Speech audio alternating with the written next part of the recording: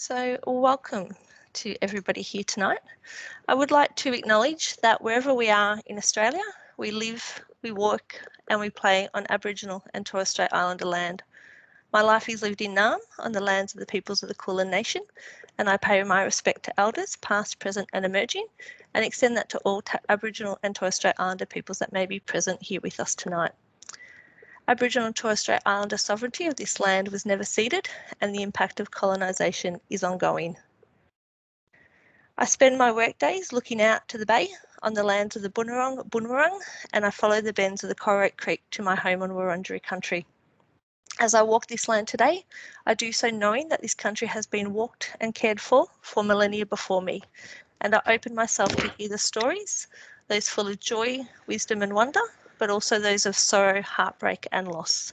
I embrace the culture and wisdom of my home and walk alongside my Indigenous brothers and sisters to a more fair and just Australia. So I would like to thank you for joining us this evening. My name is Mel Brown and I'm the Sustainability Librarian at Hobsons Bay Libraries. This event tonight is being brought to you by Hobsons Bay Libraries and the Enviro Centre. I would like to encourage everyone joining us tonight to let us know in the chat how you found out about tonight's event, and also if you know whose country you are on, to include that in the chat as well. A quick reminder that COVID-19 is continuing to have impacts on our services, and I do recommend checking the library website and social media for the most up-to-date list of what branches are open and when, as we have had some disruptions to our service, unfortunately. But tonight's event is why we're all here. We will be recording tonight's event, so I'd like to thank Brenna for allowing us to record and to share on our library YouTube page, which will be up there by the end of the week. So we welcome guests to keep their cameras on if they would like, but keep in mind you may be on the recording that is shared. We also ask for microphones to be muted unless you'd like to ask a question, just so that minimises any background sound that may be occurring. We will have lots of time for chat for questions tonight. You are welcome to pop them in the chat. But if you worry that you might forget about them, but we can come back to you when it's a good time. But you can also raise your hand if you'd like to ask a question as well. But tonight we are being joined by Brenna Quinlan. Brenna is an illustrator and educator who strives to make the world a better place through her art and her actions. She's ridden a bicycle across the Americas, taught permaculture in Brazil, Chile and Argentina. As an illustrator, Brenna has worked with the Australian Red Cross, the Stephanie Alexander Kitchen Garden Program, Plan International, Milkwood Permaculture, the Bob Brown Foundation, CSIRO and Costa Georgiadis, just to name a few. As an educator, Brenna's taught along some of the biggest names in permaculture, including Rosemary Morrow, David Holmgren, Dan Palmer and Hannah Maloney. She co-runs Grow Do It Permaculture Education, a project focused on bringing climate solutions to kids and their grown-ups through art, music and creativity. Brenna is currently building her own straw bale house out of reclaimed materials in Western Australia on Noongar Budja. Brenna, please correct me if I've said that wrong, but everyone please join me tonight in welcoming Brenna Quinlan. Over to you, Brenna. Thank you. Hey everybody, so great to be seeing your faces over there on the other side of the country. We're currently in a 40-degree heat wave, so I'm enjoying that, but this is a nice distraction. I'm speaking to you from Wadandi Bibbulmun country. I'm here in Margaret River in southwest Western Australia at the moment, teaching a permaculture design course. And today we're going to be covering art as activism. So this is a really exciting space where people can get in touch with their creativity, where we can express ourselves in a way that actively makes the world a better place, and really where we can bring so much meaning to our lives. It feels good when we feel like we can do something and where we're part of this global movement for making the world a better place. So it's definitely made my life a whole lot better, and I'm hoping by sharing these skills in what I do that it will help bring meaning to other people's lives as well. And the great thing about art as activism is that you don't need to be a professional artist to do it. Illustration can be really simple. There are lots of really accessible tips and tricks to help us to know how to illustrate stuff, mainly using shapes. And I'm going to teach us a few of those today. And it's really about tapping into what brings meaning in our lives and sharing that in a way that can bring meaning to other people's lives as well. So I'll start with a little bit of my story. For those of you who aren't sure who I am, I work in illustration. I'm also an educator. That's why I'm here teaching a permaculture design course at the moment. And I started out on a journey about a while ago now. In 2010, I did that cliched young Australian thing and bought a one-way ticket overseas to try to find out what I was looking for in life. I ended up spending 6 years on the road.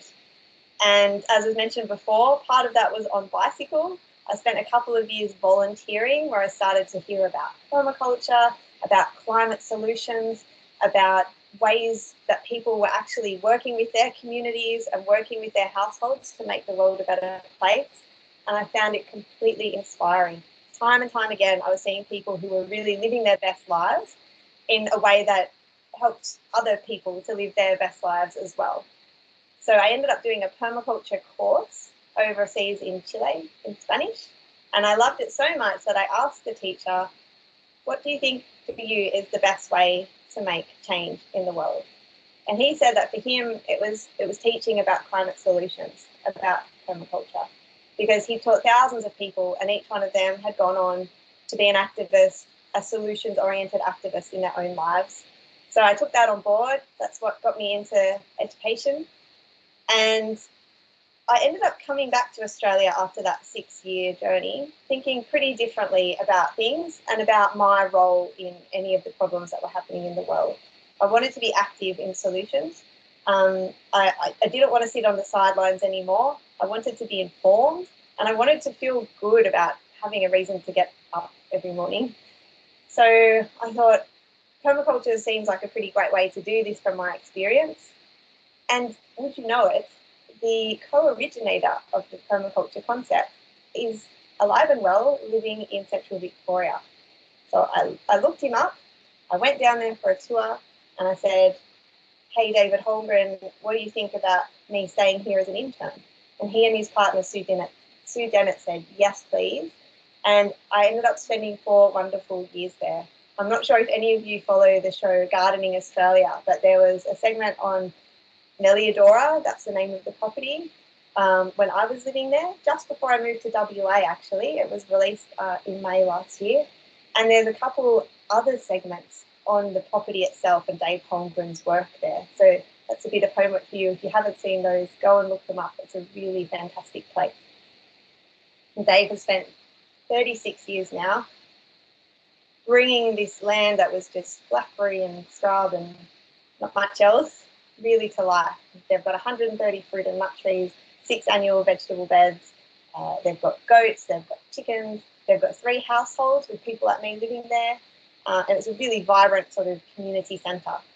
So while I was living there, and this is where we get to the point of the tale, is that I've always been an artist. I've always been creative.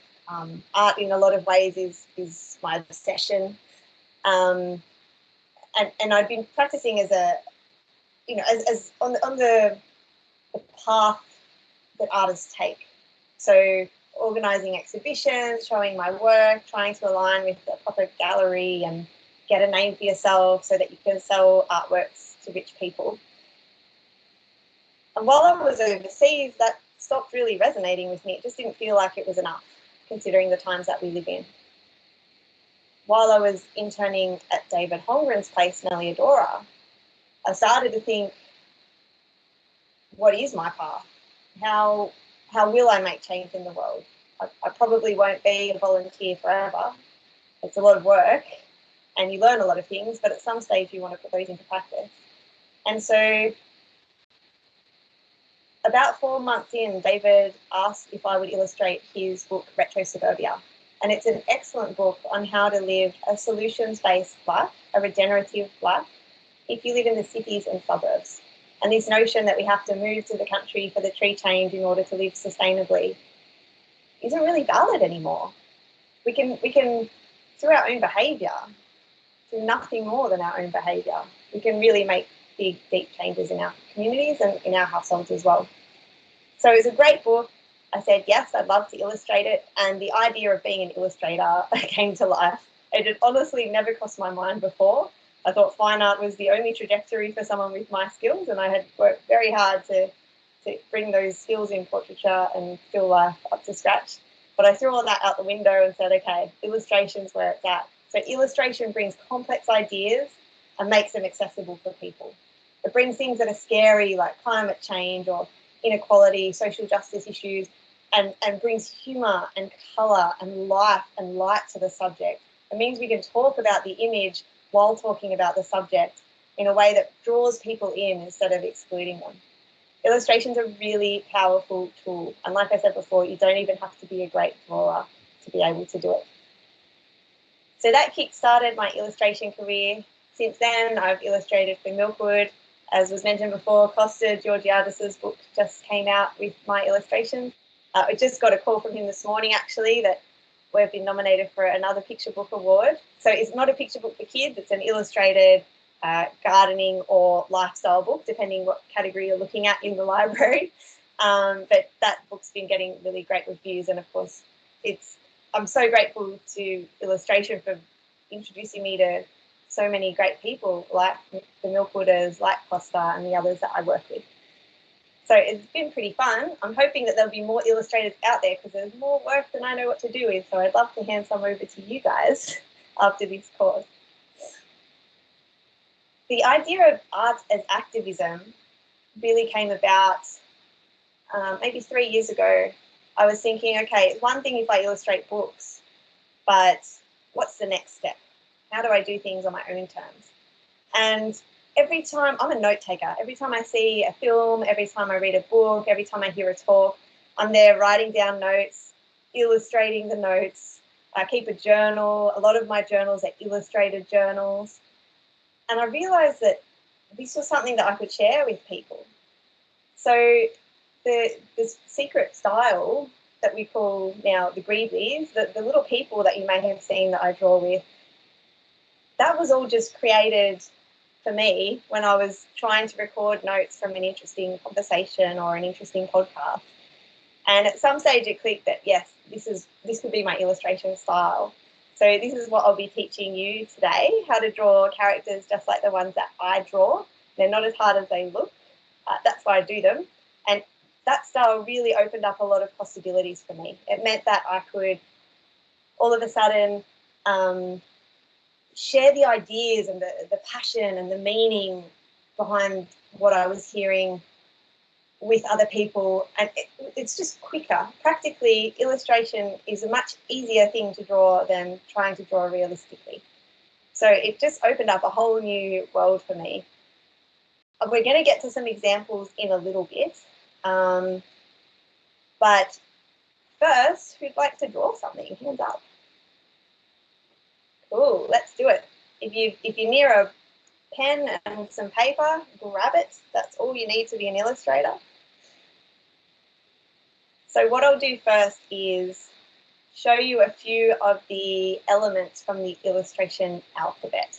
So these are the shapes that we can use to put together into some drawings, and we'll start getting more complex from there, but we'll step it up gently so that we're not thrown in the deep end too quickly. So I'd encourage you, imagine this whiteboard behind me is your page, and in the middle, we're going to write illustration with Brenna.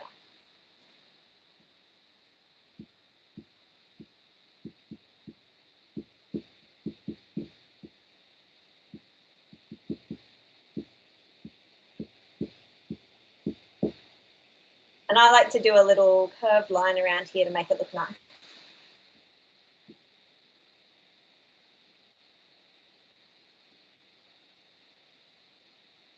There we go, lovely. Mine's going to look really messy because I'm whiteboarding today, so you've all got the upper hand. First up, we're going with the illustration alphabet. So I'm going to do it up in this top corner here, and I'm going to write the heading illustration alphabet.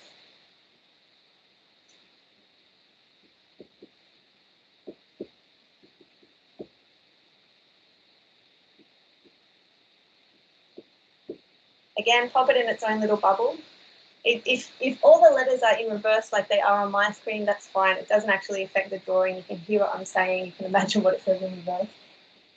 If not, then excellent. Technology has conquered it. We can all see it the right way around, Brenna, so all good. Okay, wonderful. Can I double check while you're there? What time are we going to again? 7:45? 7:30. 30. Okay, thank you. We're in the future past. And we're dealing with time zones here as well. Pardon? We're dealing with different time zones, everyone, as well. So yeah, trying to work out told the before difference. And it went in one ear and out the other, and I thought it's nowhere near 7 o'clock here. So thank you. Okay, we all got illustration alphabet written up in the top corner. Excellent.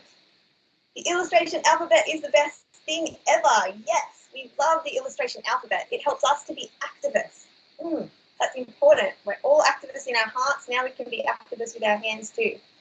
So up here, under our heading, we're going to draw a dot. We're going to draw a line. We're going to draw a point. So that's just 2 lines together. We're going to draw an arc. Brenna, do you want to maybe just move the camera a little bit to the left? We can't see what you... Yep, that's it. A little bit further that way.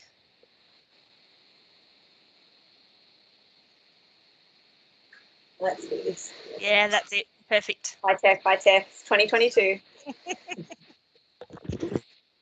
It wouldn't be an online workshop without a little bit of adjustments. For fun, we're also going to draw a cloud.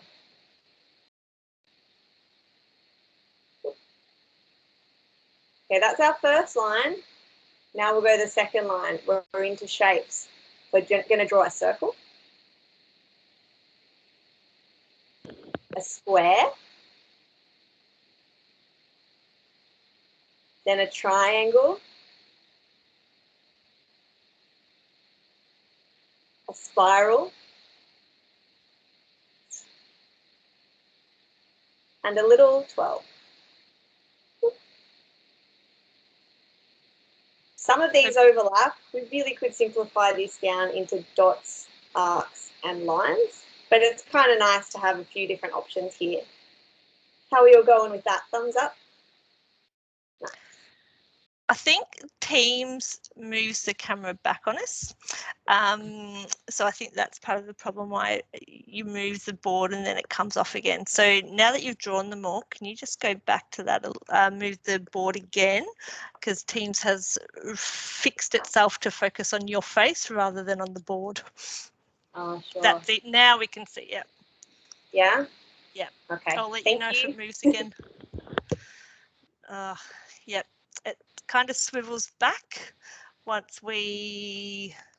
so if I stand near the board, is that better? And you might need to stand a little bit over to the other side. Okay, is it okay for everyone else? Is it just me? Oh, it seems like everybody else seems to be seeing it okay. So keep going then, Brenna.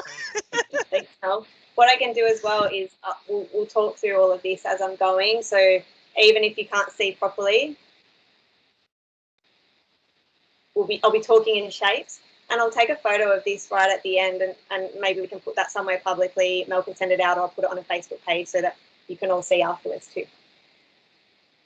So now we've got our illustration alphabet. Let's just do a nice little arrow up here to make it look cute.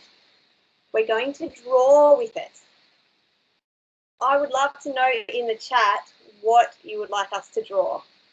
Type something in. While you do that, I'm going to write the heading drawing up here.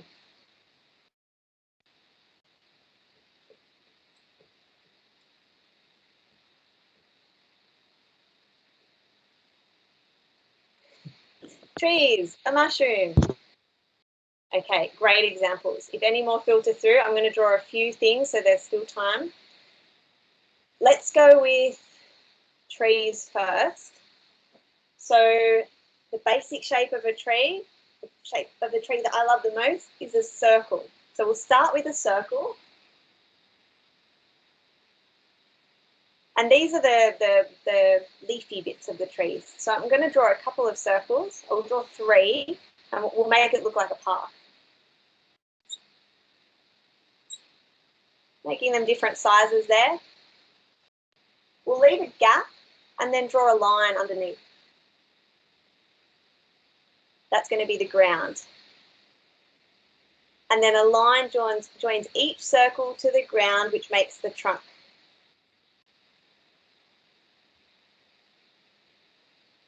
If we want to get fancy, we can do an arrow and then a line and give it some branches. Maybe we want a little sunshine on our forest. Draw a circle as the sun, and then a few small lines around it. Beautiful. Now every forest needs some birds. A couple of our arrows up there. And if we really want to go to the next level and give it some depth, we can use our lines from the illustration alphabet to shade in our image.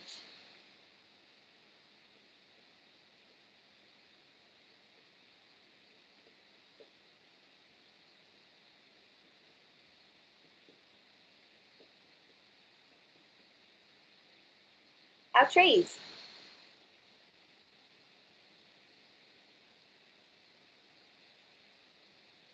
This sort of simple way of thinking in shapes, drawing in shapes, is what lets you get those ideas out there and onto the page in a really accessible way. So we've had, okay, mushroom. Let's draw a mushroom, and then we're going with cat. I like that idea.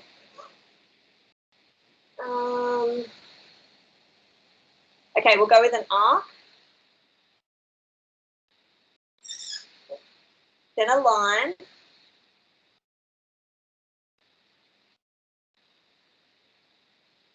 And then we're going somewhere between line and arc here. It's not totally straight.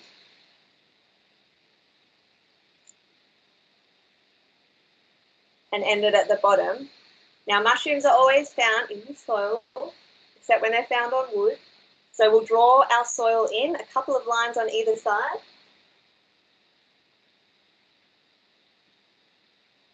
I'll make my lines uniform here. And I love that mushrooms have mycelium, so whenever I draw a mushroom, I give a bit of a tribute to mycelium there. That's the kind of white thread-like filaments underneath that if you've ever had wood chip delivered to your place and put it on your garden as mulch, if you look in, there's all that white stuff there. That's the mycelium. That's actually the living, it's like the tree and the mushroom is the fruit. So we'll draw some little lines down the bottom to represent that.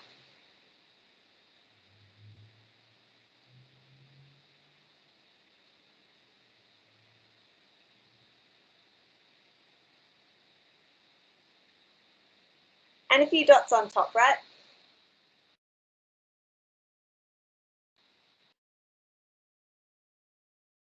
Beautiful. Okay, now we're going to do a cat. Throwing some tricky ones here. Let's go a circle for the face. Triangles for the ears. Dot, dot, triangle. And 2 arcs for its mouth. It's a hungry cat, so we'll draw its tongue.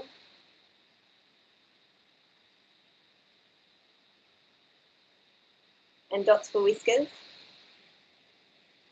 And then dog, cat, bodies of all those kinds of animals, I tend to draw the same. The back is an arc coming from halfway up the head. The front legs are a line with a little half cloud at the bottom. 1, 2, 3, line. Line, 1, 2, 3, line. Legs are another arc with the same little feet.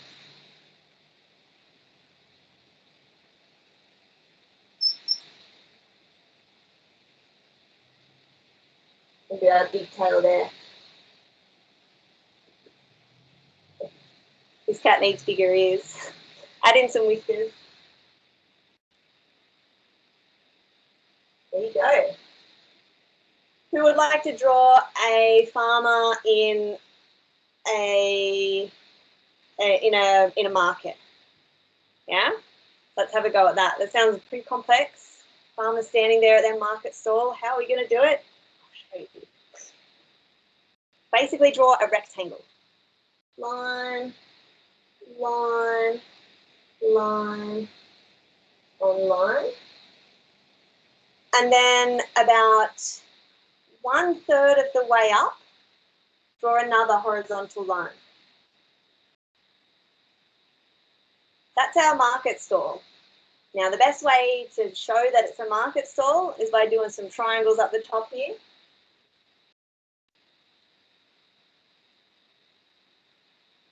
A little bit of bunting, never went astray at a market. And our farmer, similar to the cat, we draw a circle for the face. Dot, dot, line, dot, dot, arc for the face. Arc, arc, line, line. And hair can be as simple as you like. I like putting a few lines on top. Hair is a bit of an abstract concept after all. And it's a farmer's market, so we need some fruit. Let's draw a few circles next to our farmer.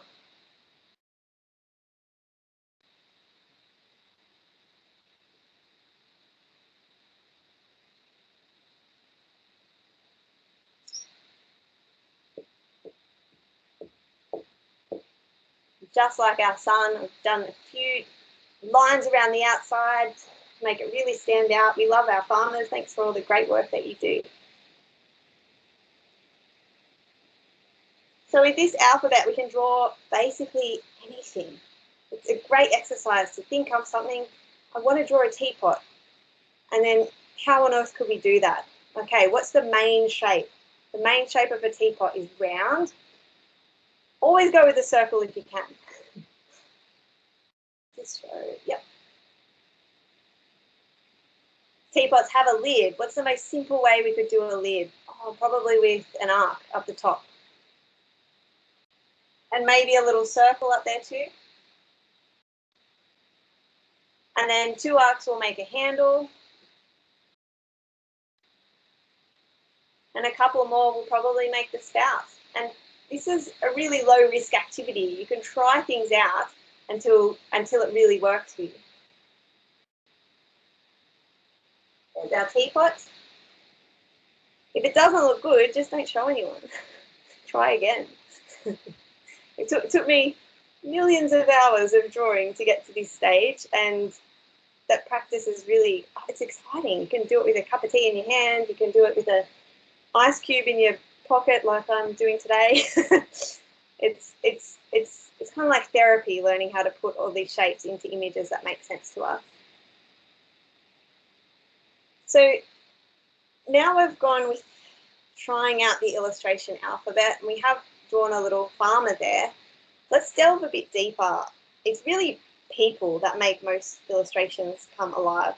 Most of my illustrations center around people, friendships, communities, households, and by including people in our drawing, we're really signaling to the viewer, hey, you can do this. Hey, this could be you.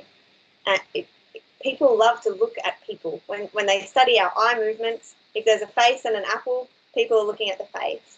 So being able to easily include simple human characters in our art as activism is a great way to get people looking where you want them to.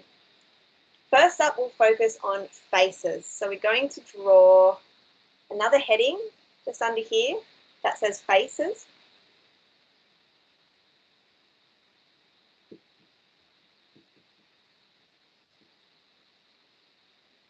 Draw our bubble around that.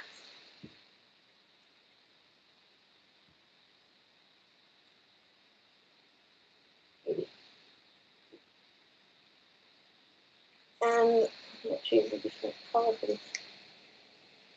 What we're drawing now is a grid. So it's 3 squares across by 3 squares down. So how we do that, here is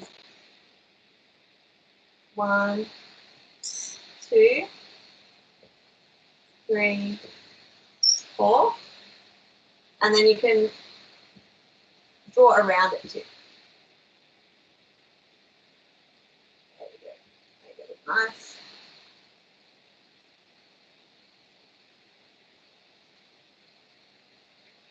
And inside our grid, we're going to draw a whole bunch of circles. 1 per square.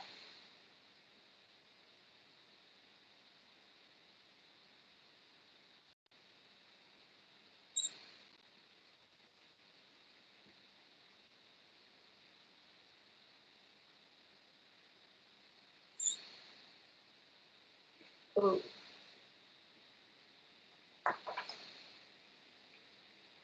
Above the grid, we're going to draw some well-placed special lines.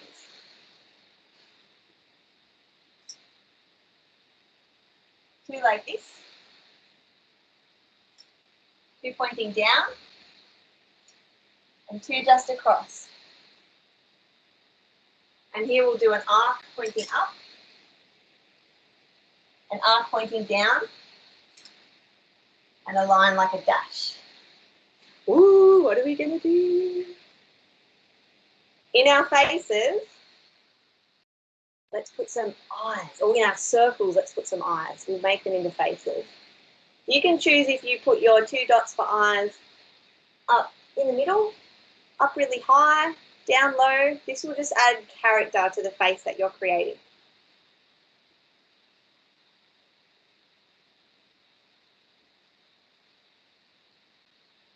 You can try some of each if you like.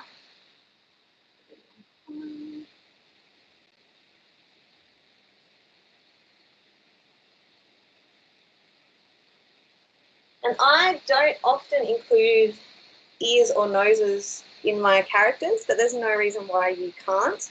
If you want to include ears or noses, you just do a tiny little arc in between the eyes, and then one on either side as well. Line them up with the eyes. Tend to line up, noses a little lower. Ears are often, they always end at the top where our pupils are when we're looking straight ahead.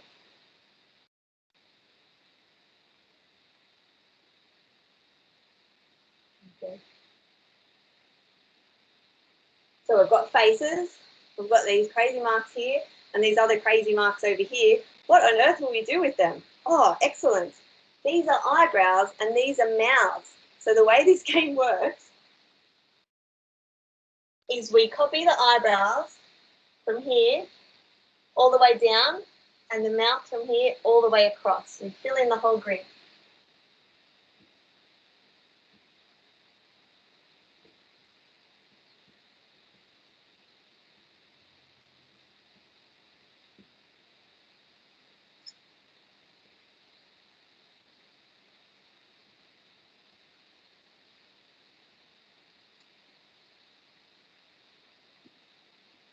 How's it looking? End up with some pretty quirky faces.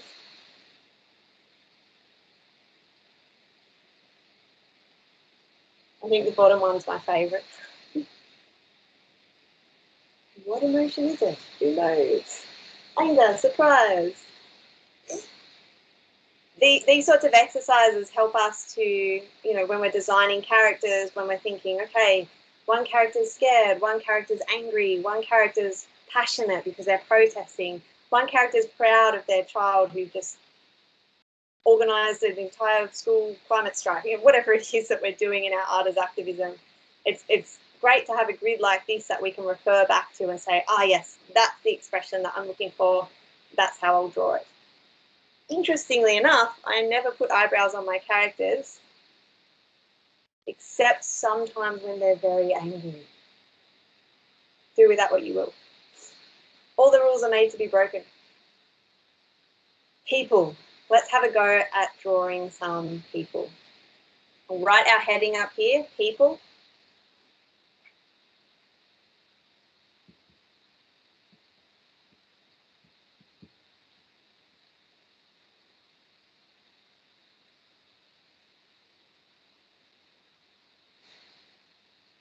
Who's drawn some stick figures before?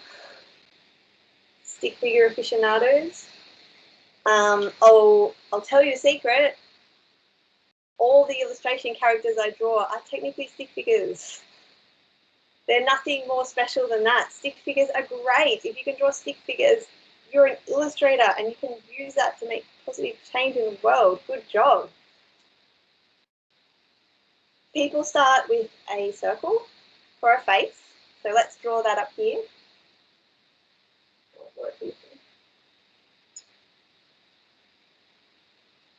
The body of people is a rectangle.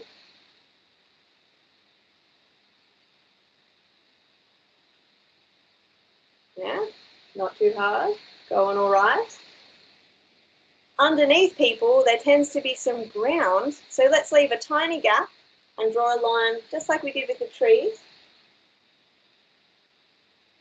Otherwise, our illustrations look like they're floating on nothing. And we can do two legs, line, line.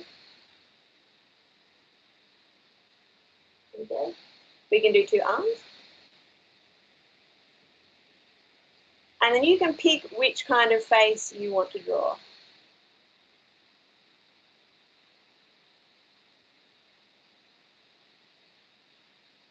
Draw a nice happy one. And then maybe a mohawk for this one. That's nice. So this is the most basic kind of person that I draw. And the advantage that this has over a traditional stick figure, which just has a stick as a body, is that you get more movement in the body. So we're going to have a go now at moving that body. It's slightly more expressive, but it's about as easy. I'll start this time with my ground, with a line. So you can see that. And pop up in the chat if you've got an action that you want our person to be doing. Are they doing yoga? Are they dancing? And I'll do that for person number 3. Let's have this one doing a little kick. So we'll draw a circle again. I move this back. Oh, there we go. And we're going to morph the rectangle just slightly.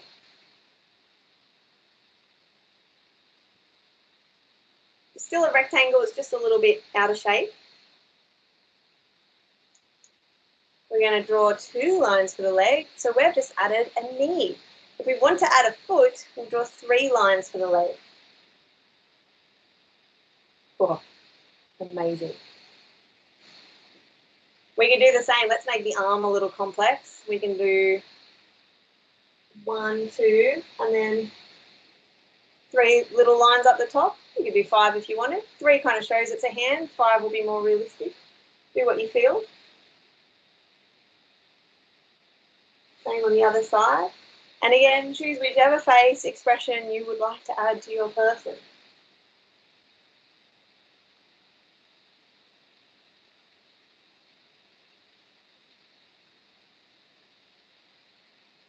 I can't go past a smiley face.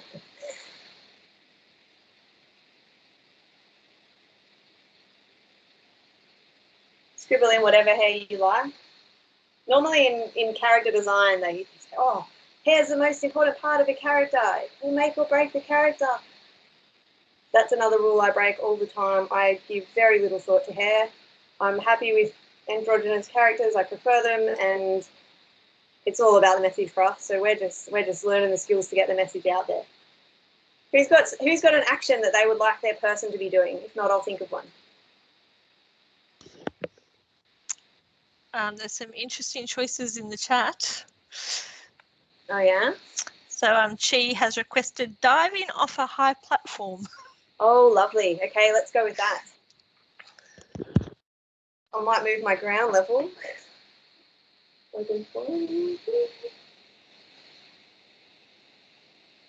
Ground level staying there, good. Yes, let's just move our person level.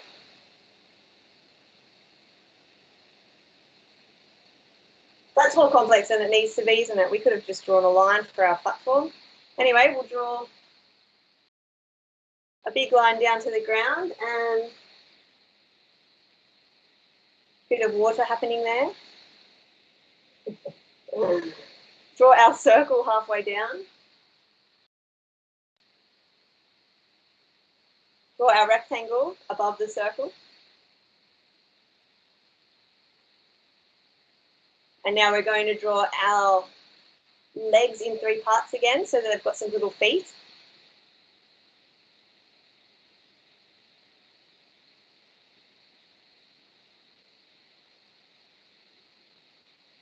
And now I'm giving a bit of depth to this character.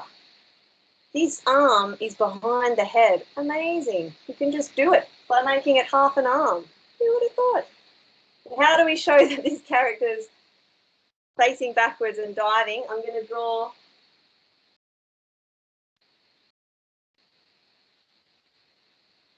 eyes very close to where the hands are, but leaving most of the head clear, and that's where we're going to put the hair, and the movement is going to come from the hair in this instance. Woo!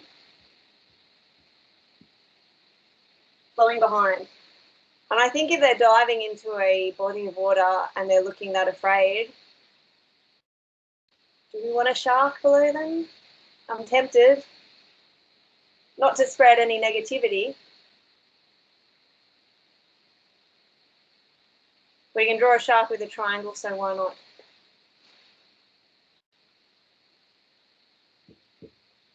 Do a couple of movement lines up above them to show they're going really fast. Clapping, walking. That's how some people walk.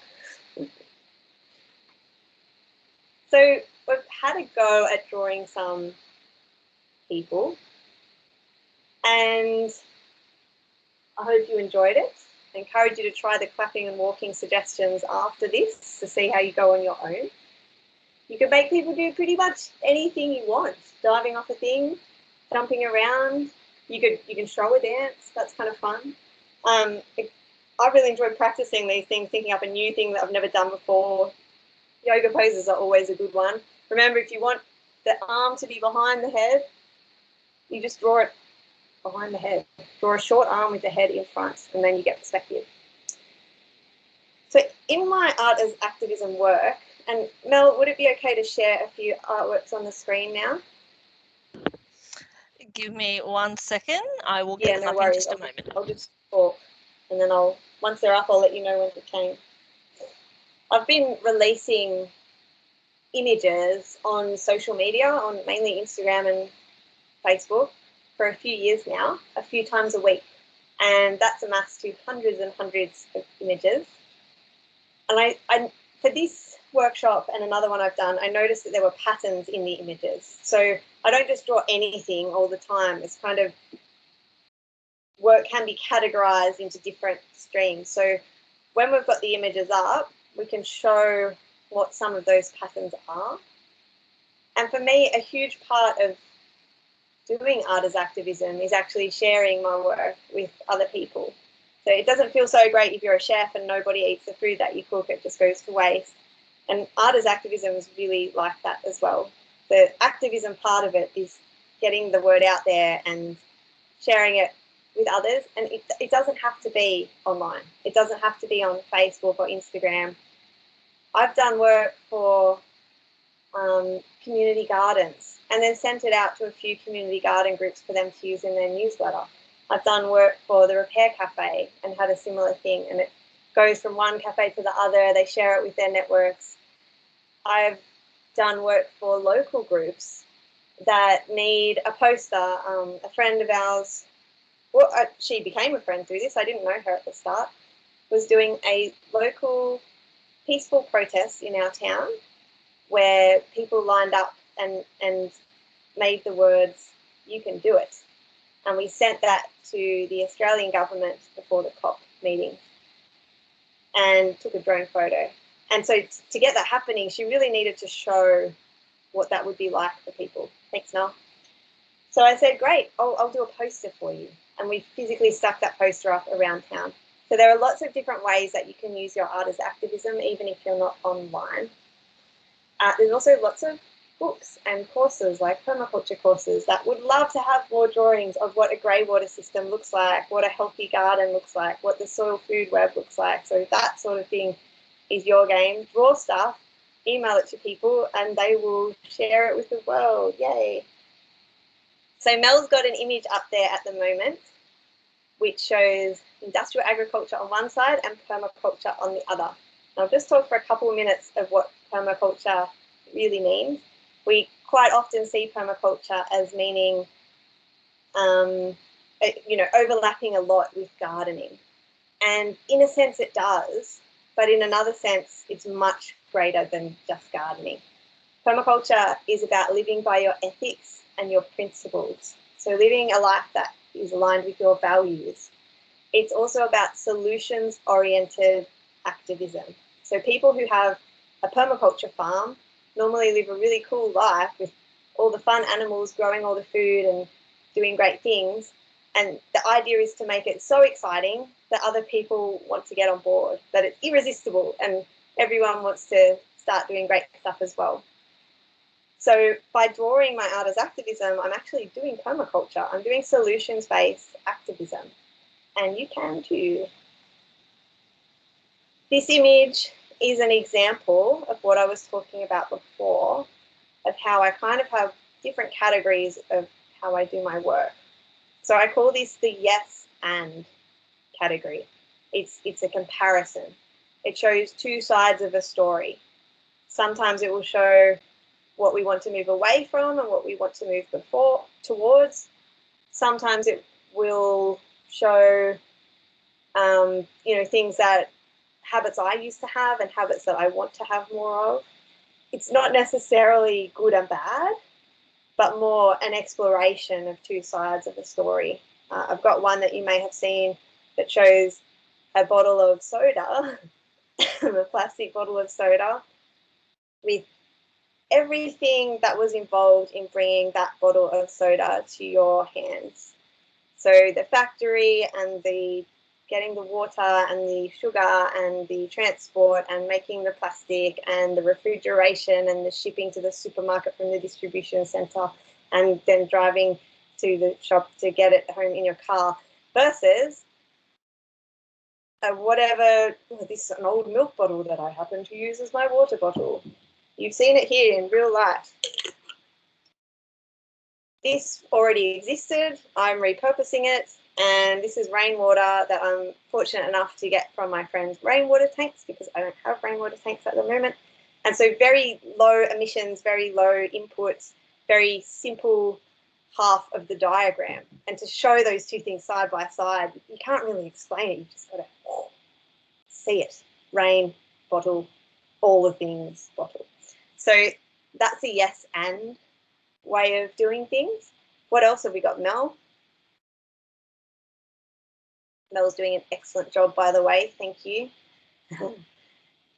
This category is the puns and play on words. So I've done a lot of these. Actually, when I started doing art as activism, these are my favourite things to do. And they're often song memes. And Brenna, can I say, this is my favourite of all your cartoons. Every time I see it, I can't help but smile. But please continue singing. I just interrupted the singing. No. That's fine. That's fine.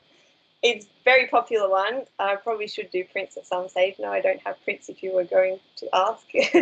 But I've shared this a lot with people who print it out themselves and put it up in their kitchen. So why does this work? Why do people like Mel love this so much? It's about getting chickens and having gardens and the whole kind of scene that we love, but it's said through humour. I'm not saying you have to go and get chooks and garden, but I'm talking to that message. And so puns and humour and these song memes are really excellent ways to discuss these difficult ideas, like should we be changing our lifestyles and our habits and our consumption in a way that's positive and makes us feel good, makes us say, I love that. Wow, that's great. the easiest way to do a song meme like this isn't even to change any words. You just get up a playlist of your favourite songs or whatever, you know, look at your device where you've got all your music listed there, and just like, this is what I've done, just literally go through hits of the 2000s and find songs that if they had a separate image attached to them, it would change the meaning, and the lyrics themselves stay the same. What challenge for you? Keep this better than Sudoku. All right, what have we got, Mel? What's the next one? This is another example of the yes and.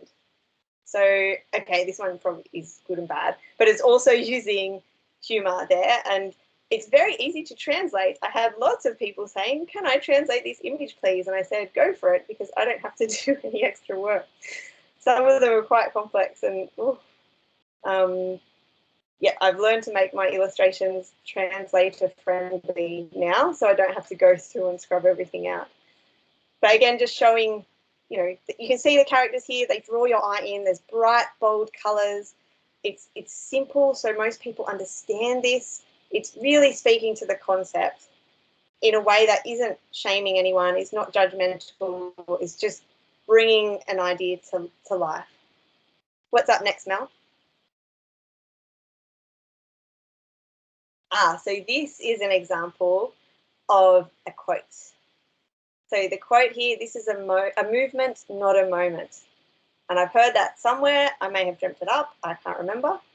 If I know where I've heard the quote, I will always attribute it. And if I have dreamt it up, I will stay open to people saying you didn't actually dream that up. I did, and then I will attribute it to them. But I'm probably thought this quote up myself, seeing as I haven't attributed it to somebody. And here we're showing what the quote means. So we've got a meet and greet on the street. We've got a little local shop. We can see our little farmers market stalls there. There's a couple of them. There's a refugee lunch, which is a pattern that I've seen happen in Melbourne and different cities all over the world, bringing people together who maybe want to practice their English or who maybe want to meet people because they've just arrived in the country, helping them to feel accepted. All these great ideas that you hear around of people doing, these are the sorts of things that you can show in your art as activism. We've got some nice houses up the top with their gardens. They've got trees. They've got solar panels on the roof. There's people playing music and riding bikes. There's kids protesting. It's a fun, accessible thing, and we're showing what the quote really is trying to say. In fact, we're building on what the quote is saying. So you could pick any quote out of the air and bring it to life this way through your art as activism. Got a couple more, Mel?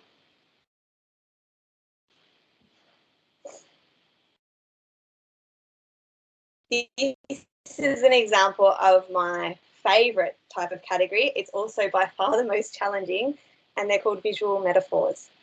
So here we're talking about small steps can still get us there, and the people on the right are getting up the small steps and they're smiling and they're having a good time, and the poor person down in the bottom of the picture is really struggling to leap up that big step. So I see the pattern that people really enjoy visual metaphors. This image has been shared a bazillion times and I still get tagged in it all the time. I think, wow, it's still doing the rounds. Wow, okay, it's got a life of its own. I'm pretty sure they printed it in Organic Gardener magazine this month, and Earth Gardener's coming out as well. I think they've taken it too. It's just, it speaks to people because it says one thing, but it also means another. I don't have any advice for how to do visual metaphors. They are really hard, and it's just brain Sudoku stuff. Just think of an idea that you like and then think and think and think again about how you can lay that over with another idea to bring greater meaning. I think, Mel, we might have another image that fits into this category after this one. Good. This one is what I call a central theme. So things I wish I learned at school is in the middle, and then I've got lots of examples around the outside. And this is a really versatile way of doing art as activism, because I could have said, what is permaculture? And done 6 or 8 ideas around the outside, a little symbol for each. We've got our mushroom up there, we've got our tree up there. That's good, huh? You're halfway there already. And people love this because the central idea draws us in and think, yeah, I wish I learned things at school. What has she got to say? Oh, fermentation, cool.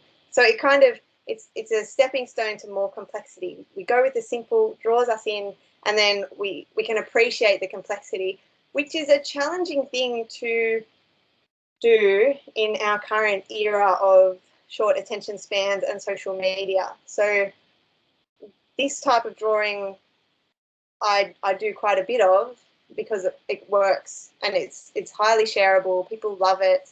And if you didn't have the central idea, it would just look like clutter. But with the central idea, it gives us a bridge to cross into those more complex ideas. Do we have any others, Mel? That was the last one, I think. That was it. Okay, great. The other visual metaphor I was talking about is one on privilege, which we all share to some degree. And I did release it recently on my social medias. It's definitely in Earth Garden magazine this month. And it shows people trying to climb up a hill, and some have more privilege, so they have more helium balloons than other people. And that one has probably been my most popular image to date. One, because it's a topical issue that people care deeply about. And two, because the visual metaphor worked. I don't know. They say creativity slides through the landscape and sometimes it'll hit you at the right time. So I guess that's what happened there. Oh, here we go. Mel, you're fantastic. What I would love to do is do more visual metaphors in my work, but that creativity is sometimes swirling around somewhere else. Not, I guess every issue could be treated this way, but yeah. It takes a few hours of thinking to come up with a decent idea. So out of those categories, what we're going to do now is draw our own art as activism piece together. So the category that is probably the most easy for us to do together is going to be the quotes one. So I have a quote in mind. It's compost problems and grow solutions. It's a wonderful quote. I have it on a t-shirt that I'm not wearing. I think my partner thought of it, maybe not. Maybe it's one of those things that's been passed down through people. So you can walk with me through this one and then have a think about quotes that you've heard that just really inspire you. And after, you can try putting an image to that quote as well. So move this over a little. You can stay in screen. Going to be drawing it in this area here. And first up, I'm going to draw a square because normally I just work on a piece of paper this size, but I make it a square because Instagram rules the world. And Instagram is all about squares. You can draw it any shape you like. Here we go, where's my blue?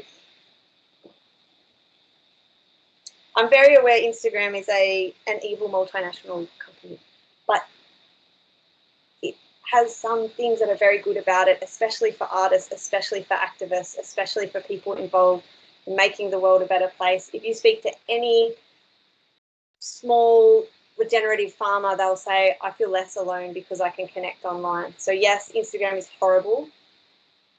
I don't deny that at all.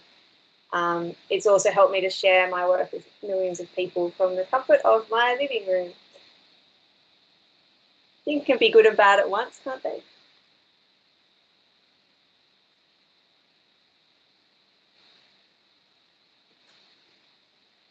All right, we've got our square. This would normally be my page.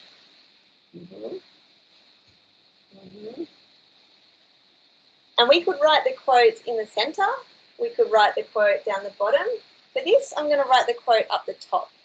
So I'm going to write compost problems, grow solutions, leaving lots of space for our drawing.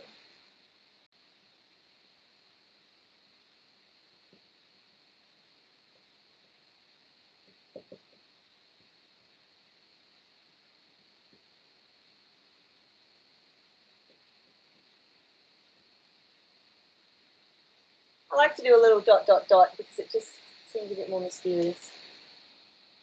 Makes you think, ooh, what else is going to happen? So thinking about what kind of image would be good for this quote. I'm thinking some compost, literally. How do we draw that? I'll show you. I'm thinking some life coming out of that compost. What tends to grow from the compost pile? Sometimes we get tomatoes, sometimes we get pumpkins, and sometimes we get potatoes. Tomatoes are really hard to draw. I will vouch for that now. Potatoes aren't that interesting to draw. You can't really see what's going on. Pumpkins, let's go with pumpkins. So we're going to have some sort of compost, some pumpkins growing out of there. And I did say before, it's best to have a person in our image. So let's put a gardener standing by and watching this garden grow out of the compost. So we're adding layers of meaning as we're going. Okay, how do we draw?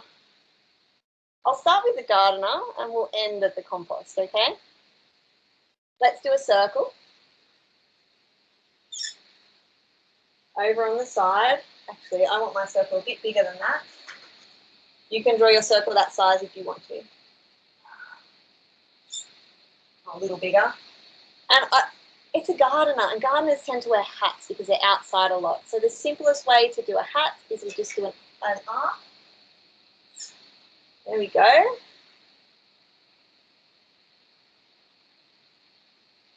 Let's draw our rectangle for the body.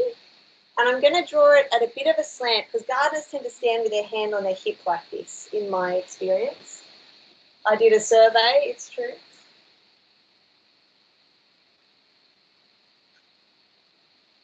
So it's as if we took our rectangle and pushed it in a little bit in the centre. Let's do some arms with elbows and hands. So we'll have 3 parts to the arms, line, line, line. Do you think our gardeners should be leaning on a spade or a fork? I think so. They're engaging with the compost. Let's go all out here. Line, line, line. That's their leaning arm. We're going to draw something in there. See that all done. There we go. Okay. Legs time. First up, we'll draw some ground. Leave a bit of a gap. It doesn't matter if your legs are long or short. It's all part of the style of how you draw. So really, they can be twice as tall as the body if you want them to be, or they can be teeny tiny. It doesn't matter. Mine are always different lengths.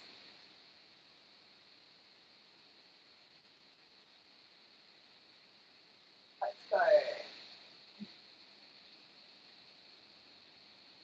One straight line, and then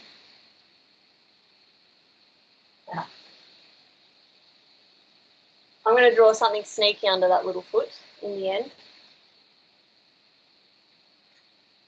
And then we'll put on this fork that our garden is leaning on. Here we go. Draw a little rectangle of 2 lines, big line down there, and then a square at the bottom. Put a couple lines in if you want a fork, keep it as a square if you want it as a spade. And fill in with whichever face you like.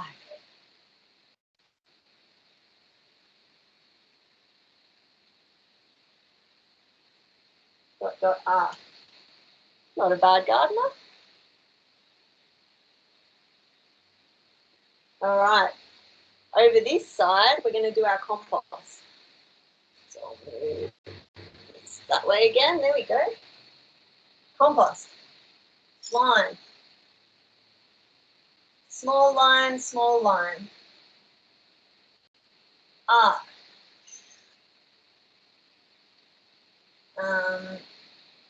Line, line, line.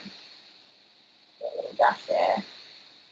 This is our council issued wonderful compost bin that we got at a great workshop that we probably did at some stage, I'm guessing. 1, 2, 3 lines in there. It's a bit rough, but it does the purpose. And out of this compost bin, if you're not sure, I mean, when you colour this in, people see it's black, it's a compost scene, they get it. If you're not sure, you can always just write compost on there. If you're drawing something and it's a toolbox and you're not sure if it really looks like it's supposed to, just write tools on the front. Kind of like I did up here with our little farmer. Out of this compost is this flourishing, beautiful pumpkin patch. So to start with that, we're going to draw a pumpkin under our farmer's foot. A pumpkin is basically a circle with a dint in the middle, almost like a love heart. So I'll draw most of the circle, draw the dint in the middle. And when it's orange, you'd never think it was a tomato. Out of the compost bin, we're doing our pumpkin leaves. And there was a stage when I would go and I would see, what does a leaf look like? This is how I know tomato plants are hard to draw because their leaves are really difficult. And I just kind of accumulated an illustration alphabet of the things that I draw the most and what they look like. I also realised that I was taking it far too seriously, and most things can just be shown as squiggles and circles. So these pumpkin leaves, 1, 2, 3, they're kind of like 3 triangles stuck together. And we're going to draw them spilling out with the odd spiral. Spilling out over here. As they get nearer, you can make them bigger. Oh, a bit of depth happening. Spiral, spiral. Oh, if you've got room, put another pumpkin in somewhere. Maybe I'll put one down here. Stem, one line, bit of a spiral. Put some lines there too.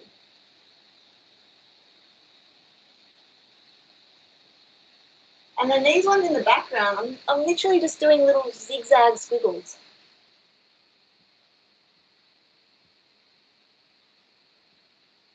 See that? Amazing.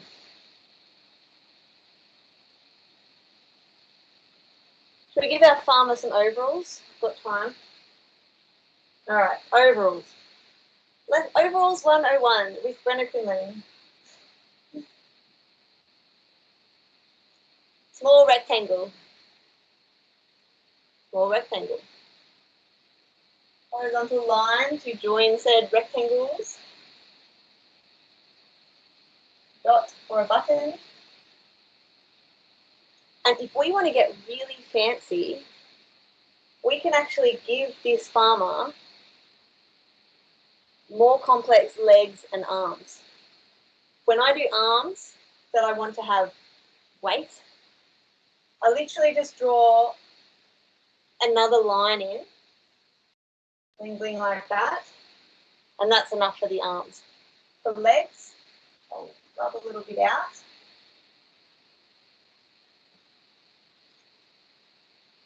And if the leg's bent, I'll just do a triangle kind of on the thigh. But if it's straight, do a triangle shape going the whole way down.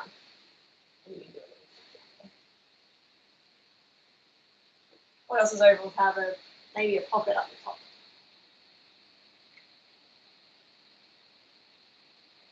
Happy farmer. So an important part of your art as activism is to think up what your special artist signature will be.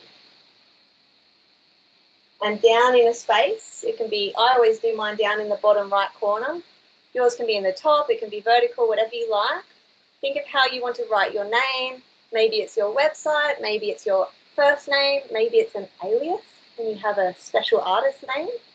That's all cool. And you might want to always have it in a certain color or always have a little box drawn around it like we've done with our headings here.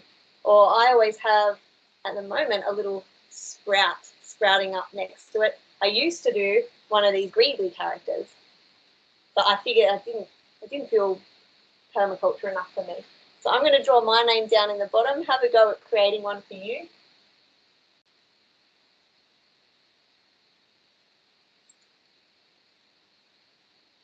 a little sprout. And I do my Instagram handle because they've got me. Instacrack has got me.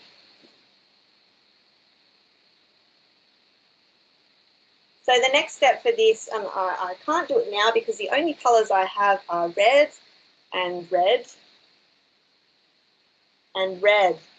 It's not going to make for a very interesting or peaceful pumpkin patch, but you can colour your image in. I used to draw everything on just regular printing paper. This is a timetable for the permaculture course I'm teaching. Interesting. Inside information, behind the scenes, real life, who would believe? The permaculture course. I'd draw everything on this kind of paper with pencil. I'd go over it with a waterproof pen. So just your regular, I don't know, Stedlers or whatever you buy at the newsagents. And then I would photocopy it with a regular old school photocopier onto slightly thicker paper. And after that, I'd go over it with watercolor to add the colors. Now, if you were going to color with pencils or crayons or textures, you wouldn't need to do that extra step. The other option, of course, is to draw it onto thick paper to start with. But I really liked the feel of this sorts of paper, and sometimes I'd do like 10 different drafts, and so I didn't want to be wasting my special thicker paper on that. I didn't use watercolor paper. Actually, I'd use like a printing cardboard, like what you get a certificate on. Just a smooth white printing cardboard. I still love drawing and painting on that. It's just, they're the best. And when you're doing illustration with watercolor, you're generally only adding 1 or 2 layers of the paint. Whereas if you're doing a portrait in watercolor, you have 20, 30, 40 layers going on, which is why you need that really thick, proper watercolor paper. That's the difference here. So illustration's just quick. We're just getting the color, throwing that down. If you want to use pencils, I think if I had gotten into pencils earlier, that's what I would probably choose. They're a wonderful medium. If you want to use an iPad because you've got access to that technology, that's another really great way. And it is so easy. I've got the text out of line slightly here. If this were on an iPad, I'd just circle it and move it across.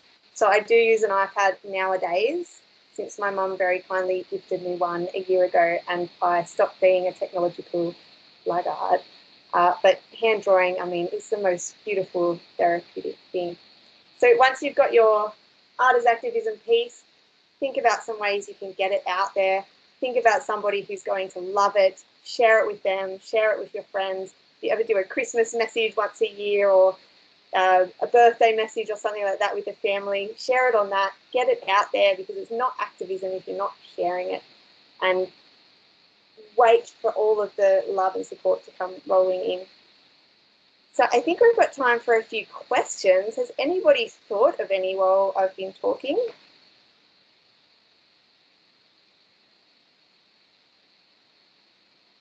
Oh, now I can catch up with the chat, which I couldn't see before. This is great.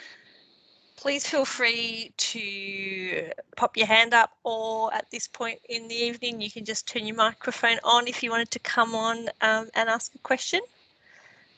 Brad has put one of your images. Is that one of yours? No, it's not one of yours, is it, Brenna? I get locked down, but I get up again? Oh, it is yours. So, sorry, I saw it. Looked the person looked different. I didn't actually see your tagline at the bottom, but yes, it is one of yours. Yeah, so that's partly because I'm all over the shop and I draw people differently every time, and that's okay. And also because this one is done on the iPad, so you can see it's got really bright, sharp colours. And I love drawing by hand. All of the images in Costa's book are done by hand, watercolours, scan them in, clean them in Photoshop, make sure there's no dust on the scanner, all those things. But really just smash it out. The iPad's been great for me. That said, almost all of my 500 or so images were done by hand because I didn't have an iPad at the time. So it's not a huge barrier. Wendy, what's Wendy asking? I can see the first part of it. Yeah, Wendy, we might need you to pop a bit more of that in the chat.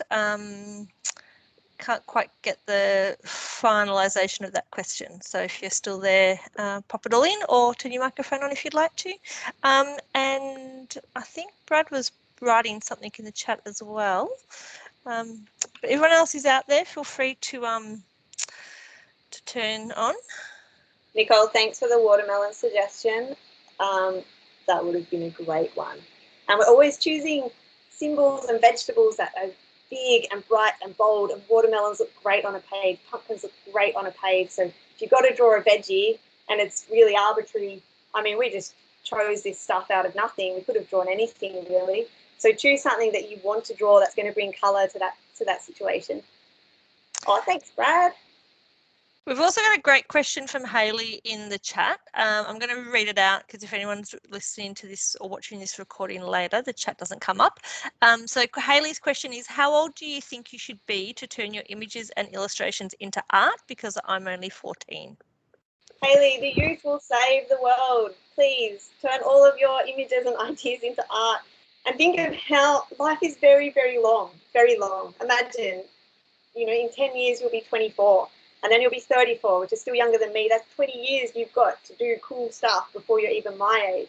And then you'll be 44, 54, 64, 74, 84. There are so many years in your life for you to make positive change in this world. So you get started now. I'm sure you're inspired. Everybody I've met who is your age is very savvy, very up to date with what's going on. They know all about the problems of the world and they are very keen to find solutions.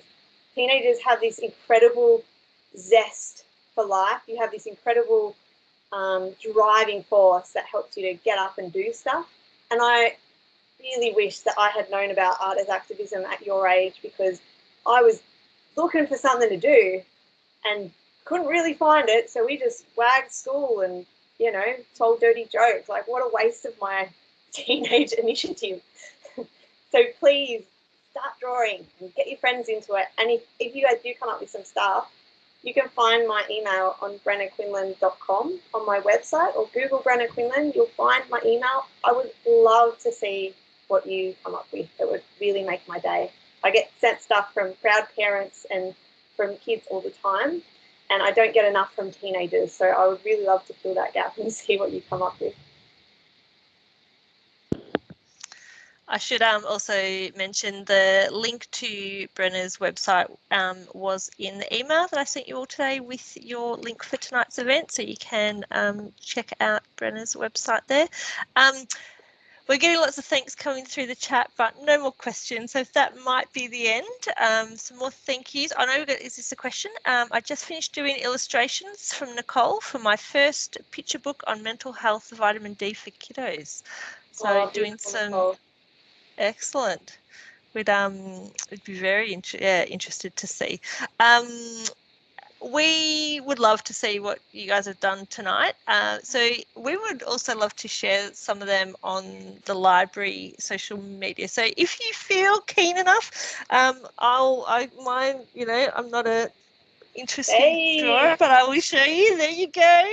Oh, that's so good.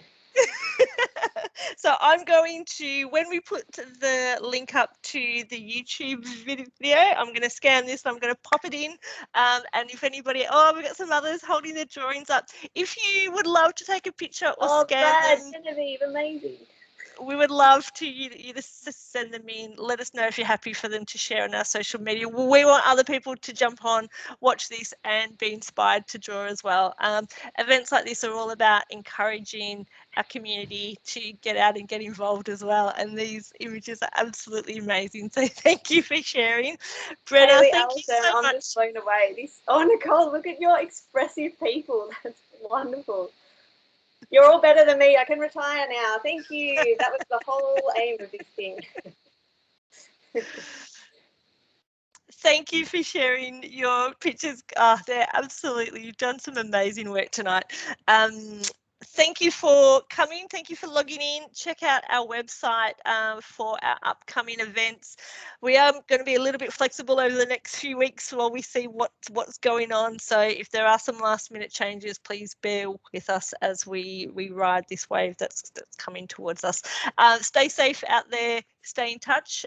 Thank you again, Brenna. That was so much fun.